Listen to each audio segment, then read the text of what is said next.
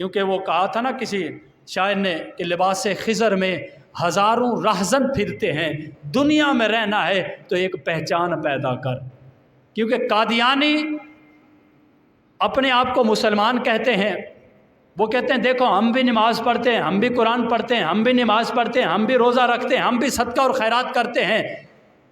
یہ روپ دھار کر مسلمانوں کو ورغلا رہے ہیں۔ کیونکہ جب سلطان نور الدین زنگی رحمۃ اللہ علیہ کا دور تھا، اس دور کے اندر بھی یہود و نصارہ نے ایک سازش کھیلی۔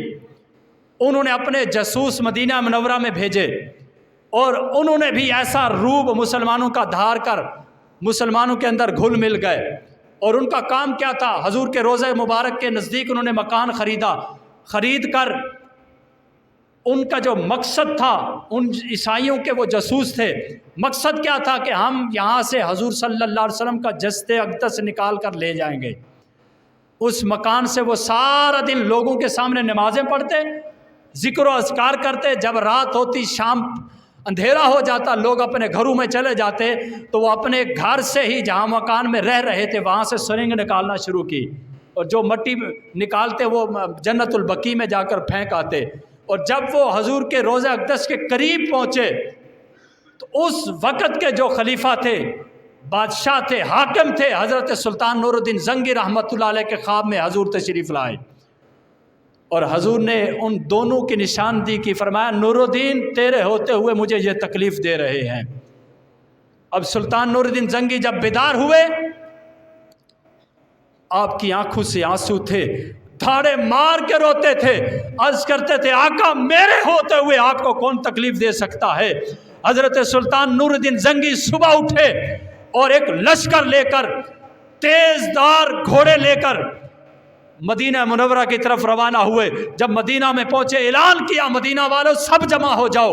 جب سب جمع ہوئے ایک ایک شخص کو دیکھا، لیکن وہ نظر نہ آئے جو رسول اکرم صلی اللہ علیہ وسلم نے خواب میں نشاندہی کی تھی۔ لوگوں سے پوچھا کوئی پیچھے تو نہیں رہ گیا؟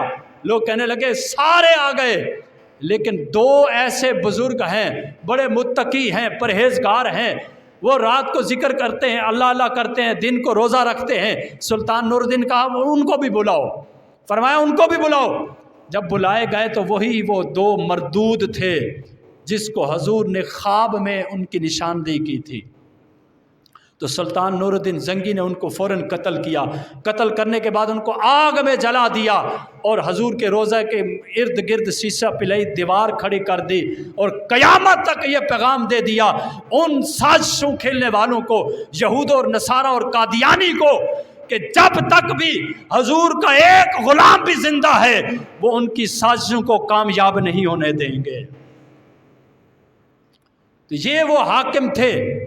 آج تو ہمارے سروں پر تو تم حکمرانی کر سکتے ہو، لیکن ہمارے دلوں میں آج بھی ان کی حکمرانی ہے۔ سلطان نور الدین زنگی جیسے، محمد بن قاسم جیسے، جب بھی حضور کی ناموس پہ کوئی آنچ آتی تو وہ تڑپ جاتے اور فوراً اس کا بدلہ لے لیتے تھے۔ تو اللہ ہمیں بھی ایسے حاکم عطا فرمائے۔ اس لیے